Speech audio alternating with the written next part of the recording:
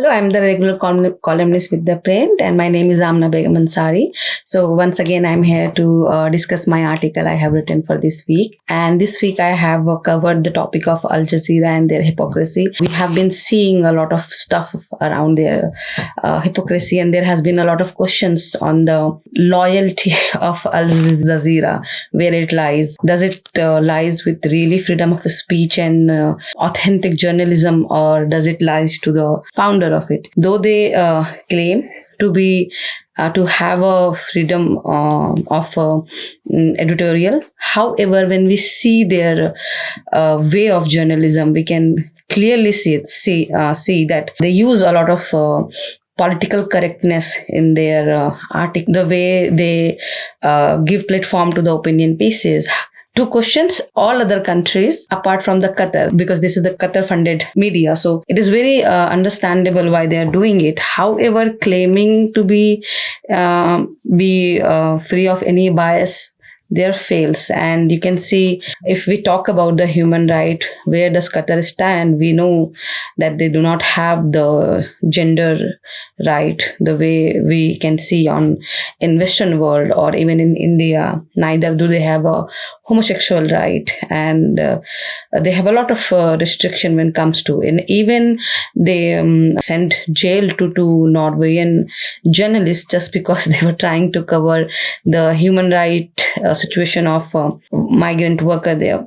So you see that Al Jazeera will give a space to a lot of opinion pieces which criticize India, and again try to prove that India is turning into this fascist country, and how the freedom of speech is not respectable. They would invite Indian journalists to talk about it, but they would not mention the situation in Qatar. Apart from that, the way they push the narrative of Islamophobia.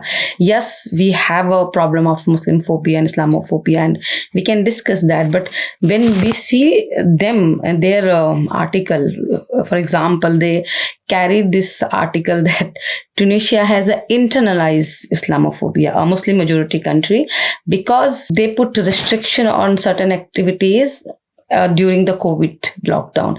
I mean, this is ridiculous. This doesn't make any sense. Later on, they retracted the opinion piece after the backlash, and but it proves how their agenda worked behind all this political correctness and the value of liberalism and progressivism.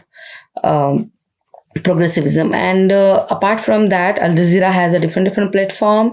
The Arab media has criticized them various times, that how they carry different version of news, where on the English platform they would talk about the gender equality, criticize Saudi Arabia for not being a nation which respect women rights, but at the same time their Arabic platform would call their national day celebration, where men and women were sitting in a same event, as some situation where like a pornography or something. So they have a different standard, double standard in their different platform. That says a lot as well. And I have also mentioned so many other point, which is very various to understand how Al Jazeera cater to certain biases and actually serve interest of a certain group, but it does it very in a political correct way. And those people who think they are very, and their content is of very high quality, so those people who believe that they are very liberal, progressive, like once upon a time I used to believe, they think Al Jazeera